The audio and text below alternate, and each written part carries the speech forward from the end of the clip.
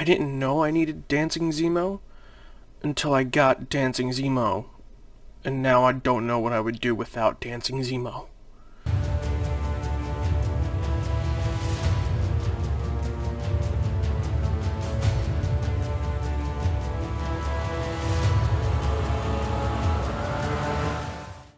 What's up, everyone, and we are back with another The Falcon and the Winter Soldier review for Episode 3, The Power Broker. The episode opens with a commercial for the Global Repatriation Council that we heard about last episode, and the ad makes it seem like a force for good that is trying to reacclimate people who were snapped away into this new world. It is presented in a very kind and caring manner. However, this episode really helps to shed some light on the GRC because the very next image we see is a van that is full of GRC police and our new Captain America, John Walker, and my boy Battlestar. They arrived in Munich looking to raid the place where the Flag Smashers were hiding last episode. We see John Walker lose his cool after being spit on, and he asks the man if he knows who he is. Yeah dude, you have a giant A on your head. Who the hell else are you supposed to be? But we see here that the Flag Smashers have built a very loyal following who will not be intimidated, especially by a hero wearing the American flag. Walker is super determined to bring in Karli Morgenthau and the Flag Smashers. This appears to be his first mission as the new Captain America, and his determination to bring them in no matter what may lead to frustration. Lamar Hoskins, fun fact, we find out speaks German, tries to talk some sense into him. He tells him that Karli gives food, shelter, and medicine, and that creates loyalty, and they and Langley have exhausted all their resources. So Walker says that they need to bet on someone with a better hand. Now, I do want to talk comic books for a second, because during John Walker's tenure as Cap in the comics, there's an organization called the Commission on Superhuman Activities. This commission forced Steve Rogers to quit by asserting that the U.S. government held the legal rights to the name, costume, and shield of Captain America. This allowed them to make Walker the new Cap, and he followed all of their orders. We later learned that this commission was being manipulated by the Red Skull the entire time. Now, there seems to be something similar to that going on with the GRC. Walker seems to be their attack dog, tasked with hunting down the Flag Smashers, but maybe there's someone who's been manipulating these events all along. Someone who purposely sent Walker after the Flag Smashers, knowing how beloved they are, and to make the new Captain America and America in general look bad in the world view. Some food for thought for later episodes. We then transition to Bucky and Sam, who are in Berlin, at the prison holding Helmut Zemo. Bucky tells Sam he's going in Zemo's cell alone, and gives Sam a few reasons why. But in actuality, he has his own reasons, as we find out later. Zemo attempts to mind control Bucky just to mess with him by using his old Winter Soldier control words. And I just have to say that Daniel Bruhl does an amazing job in this episode. It is the small moments that really help punctuate that. He almost slithers to Bucky as he appears to analyze him, gauging his reactions. Zemo apologizes to Bucky and tells him that it was not personal between them. He was essentially a means to an end. Zemo deduces exactly why Bucky is there after hearing about the super soldiers, and of course he wants in. We then see Bucky and Sam arguing over breaking Zemo out inside of a strange garage. Sam is actually smart here and tells Bucky that Zemo's going to mess with their minds and list all the things he's done, and that Bucky is clearly not thinking straight. Bucky says that Zemo has a code, and even though he's bad, he follows his code.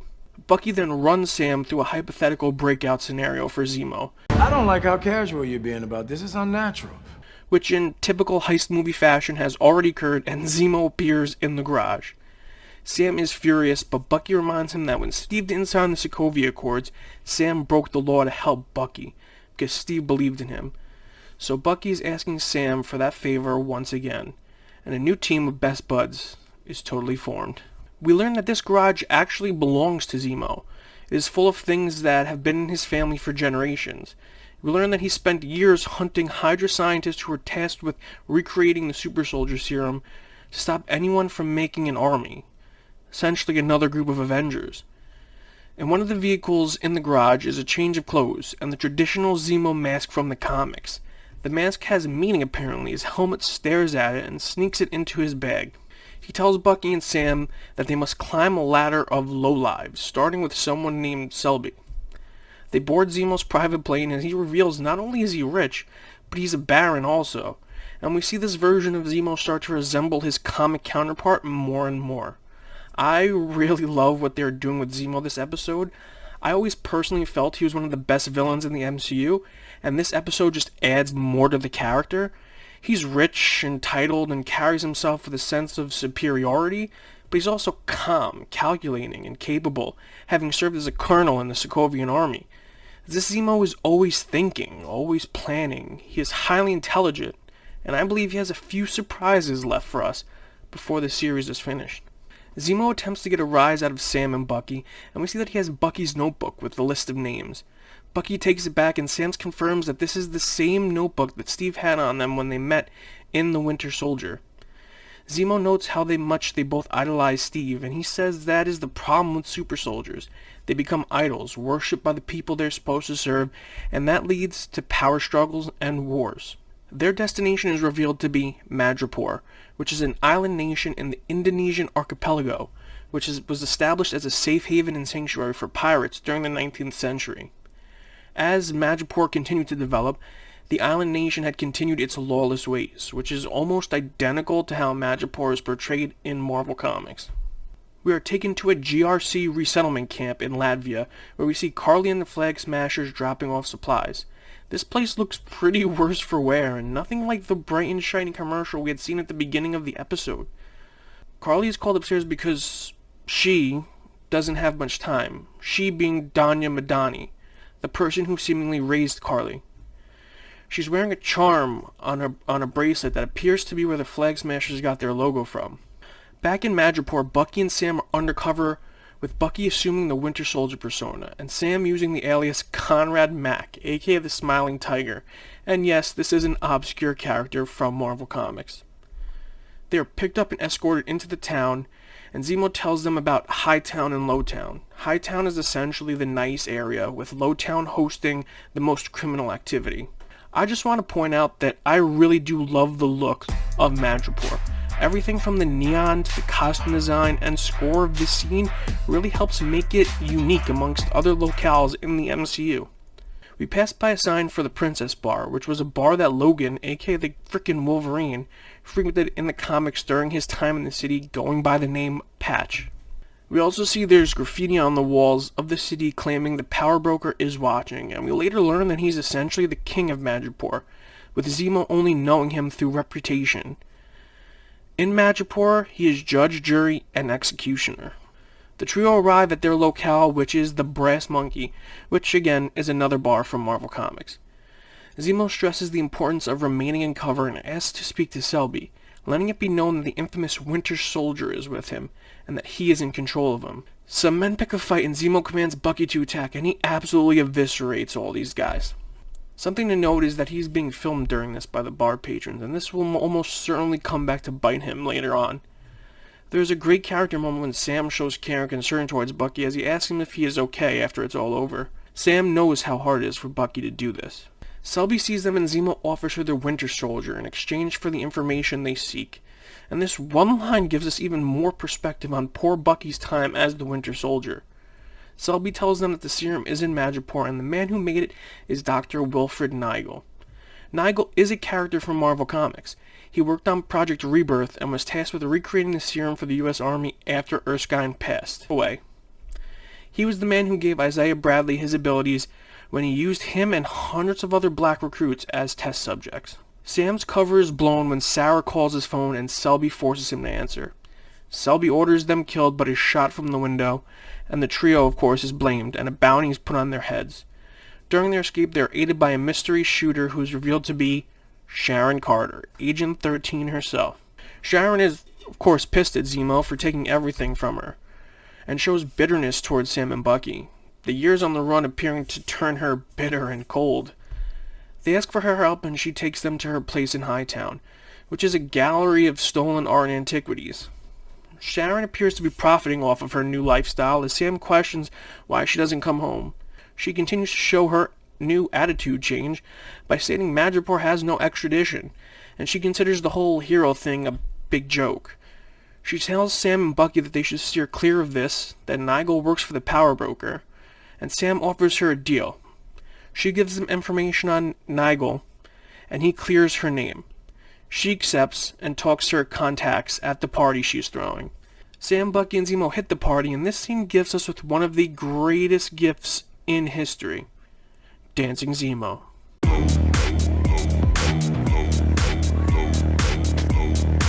Sharon informs the group that she found Nagel, and they go to a shipping yard. Sharon is lookout while they go to Nagel's lab, which is hidden behind a trapdoor in one of the containers. They confront the doctor, but bounty hunters come for them. Sharon fights them off and totally kicks their ass. Nagel explains that he was to work on the Winter Soldier program by Hydra after the experiment in Siberia failed. When Hydra fell, he was recruited by the CIA, who had samples from a subject with semi-stable traces of the super soldier serum in his system, aka Isaiah Bradley. He used his blood to isolate the serum and made his own version, one that is improved compared to Erskine's design, a version that doesn't require the subject to put on all that muscle growth. Before he completed his work, he was dusted during the snap, and the program was scrapped, so he came to Madripoor and the power broker began funding his research. He reveals that in total there were 20 samples, and Karli Morgenthau stole them all. Because Zemo is Zemo, he shoots Nagel, killing him.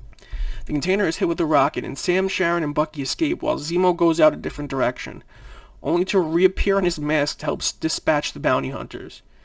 Zemo then provides a ride as he finds a convertible in one of the containers. Sharon says her goodbyes as she tells Sam to get her that pardon. We're giving an amazing callback to Civil War as Bucky refuses to move his seat up for Sam. Sharon is then picked up in a car and tells the woman driving that they have a couple of problems, and now is probably as good a time as any to bring up Sharon Carter.